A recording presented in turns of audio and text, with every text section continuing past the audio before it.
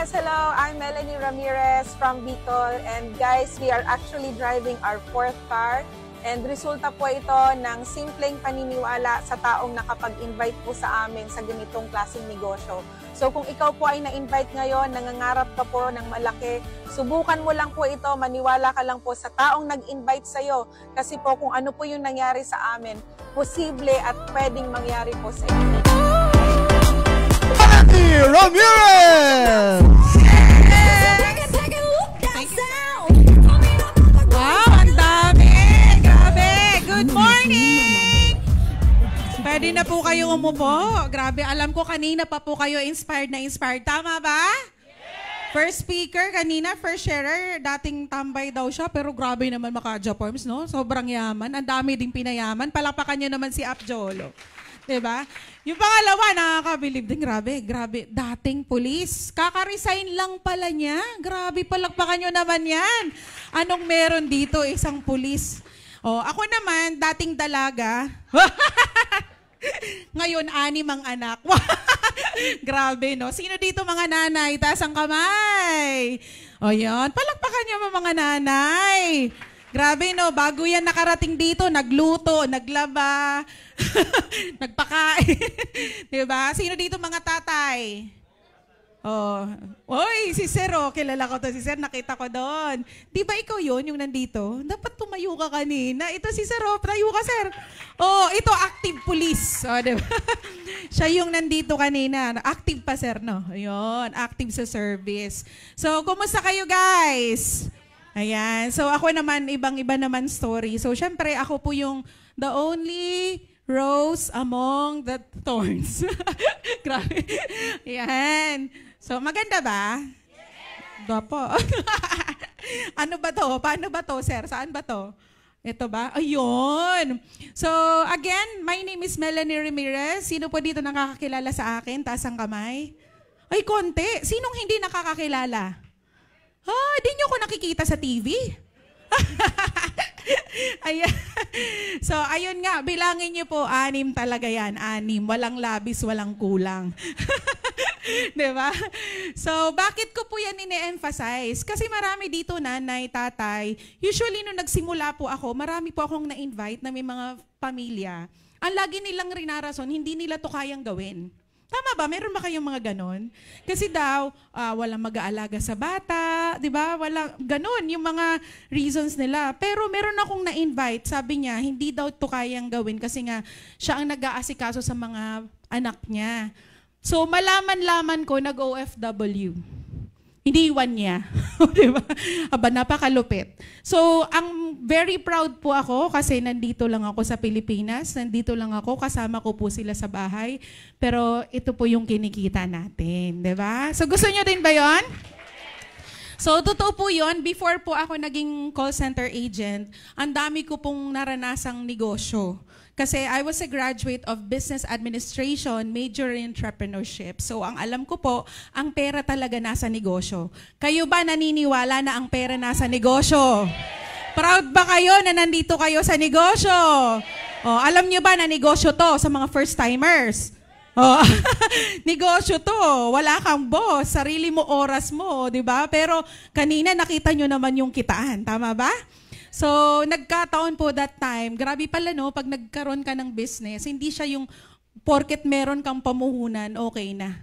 Those are traditional businesses. So, isa sa nag-push sa akin, bakit kailangan ko maging empleyado, kahit ayoko maging empleyado. Kasi that time, yung showroom namin, linipad ng bagyo. Diba? Yun yung mga calamities ba na hindi mo makokontrol. So that time, yung pinakamalakas na bagyo that time sa Bicol, yung bagyong Riming. Sino dito nakakaalam nun? Oh, 'di ba yung maraming grabe, oo, 'di ba? So nagpa-interview ako, nakapasa ako. And during that time breastfeeding ako sa 3rd child ko.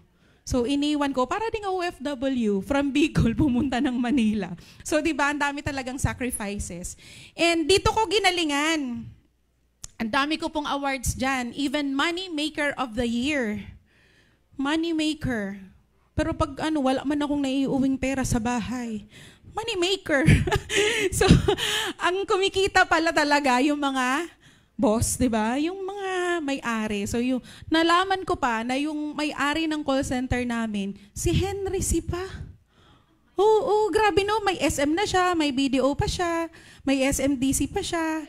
Meron pa siyang call center, napakayaman, kaya kahit wala na, naipapayama na yung yaman. Tama? Anong gusto mong maipamana? Yung yaman o yung kahirapan? Yaman, di ba? So that's why yung nakita ko sa negosyo natin, leverage business. So that's the time na naghanap po talaga kami ng other opportunity. And dito po kami na-introduce sa negosyong to. And sobrang na-amaze kami kasi hindi pala siya gagawin mong mag-isa. Tama ba? Meron tayong community, palagpakan nyo naman ang AGG. Diba? Lahat ng trainings libre. Ako po, dati po akong mahiyain. Pag-awak po ng sobrang di ko po kayang tumayo sa harap. So lahat po yan from scratch, training lang po tayo. And sabi nga, kapag kumakapal yung mukha, sabay nakakapal yung so okay lang. Tama? So ayan, of course, thank you sa ating chairman, Dr. Ed Cabantog. Palakpakan nyo naman yan. So dun po, kasi that time, naghahanap talaga kami ng opportunity. Research po naming mag-asawa. Kasi syempre, that time, ayaw naman naming mapahiya na baka naman kung saan-saan na kami napunta. Tapos ngayon, di ba, dito kami mapupunta, hindi pala sure. So talagang research po naming mag-asawa na very stable talaga yung company. Stable ba ang company natin? Diba? More than 19 years sa industry and talagang going global. So hello po sa mga happy partners natin dyan sa buong mundo. Palakpakan nyo naman po. And of course, yun nga kanina, I became top 1 earner po ng Bicol. So that time, nagmumotor lang kami. Doon na rin po ako nagkaroon ng first car, second car, third car. So talagang ang itsura ko po, maitim, mapayat. Ganun ako nagsimula. And hanggang naging Hall of Famer po ako ng Bicol. So, ayan, marami achievements of course. So, yung mga sasakyan, pero ang lupit no, yung kanina, gusto ko yung sports car. Grabe mga sports car. Malapit na yung sports car natin.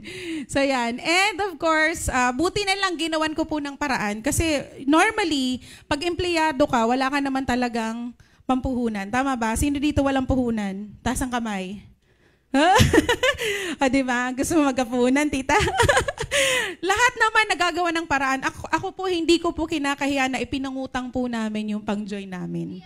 Buti na lang, ginawa namin ng paraan kasi kung hindi, baka hindi ko to magagawa yung consistent 6-figure income per month. Tama? Gusto niyo ba ng ganon? Yes. And of course, travel. So, Boracay, lahat po yan libre. Sino gusto libre? O, diba? Kahit nga burger lang sa Jollibee, tuwang-tuwa ka na, travel pa kaya? O, diba? And yan, Malaysia, Hong Kong, pabalik-balik na po tayo dyan. And malaki po yung grupo natin dyan sa Hong Kong. So may office po tayo sa Hong Kong. Gusto mo ba na palipat-lipat ka ng bansa? Kasi may mga offices tayo sa iba't ibang bansa. Mini-meet up mo yung mga leaders mo doon. Grabe, no? Diba? And Macau, yan, Korea. Sino mahilig sa mga Korean novela dyan? Yan, napakaganda po sa Korea. Napakalamig, napakabango. And Maldives. So siguro lahat to halos gusto ng karamihan na mapuntahan. Tama ba? During that time, I think nasa 280 plus kami. Ganun kadami yung pinapunta po ng AIM Global. And sabi nga doon sa Sheraton Hotel, first time daw nilang mag-accommodate ng ganun kadami. Kaya palakpakan nyo naman ang AGG. Diba? And yan, recently, I became, kasama po ako sa top 300. So ito po yung gala night. Diba? Pangarapin nyo to. Sino gusto yung mag-gown? Gown, tuxedo sa mga lalaki. Ayun no, ang dami, diba? So masaya po yan. And of course, first time ko din po na makapasok sa top 50 ng buong AGG. So, I would like to share this award with my husband. Kasi, ang husband ko po is an architecture grad. So, nung narepresentahan po ako nito, hindi niya alam. nagmumotor kami, meron po akong minute up, dapat re-recruitin ko sa ibang company. Ako po yung nalatagan. So paglabas namin doon sa resto, sabi ko, ang ganda pala ng AIM Global. Sabi niya, ba't ka pa-recruit doon? So, negative po siya. Siya po yung unang nag-negative sa akin. Siya yung ayaw. So, sabi niya, hindi ko linya yan. Kung pagtitinda ng graba, semento, o kaya mag-design ng bahay, sasamahan kita. Pero kung yan, wag mo kong idadamay dyan. Pero sabi ko sa kanya, hindi naman ako nagpapaalam sa'yo. Ini-inform lang kita.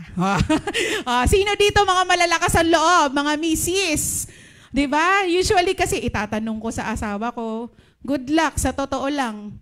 Yan po yung unang aayaw. O, diba? Grabe, yung mga nandito sa unahan. Tama no? So, kailangan talaga, ikaw nakakita. Tama ba? Ikaw nandito. So, ikaw napresentahan. Ikaw din nakausap namin. So, ikaw yung mag-decide. Lakasan mo loob mo. So, buti na lang, nanindigan talaga ako.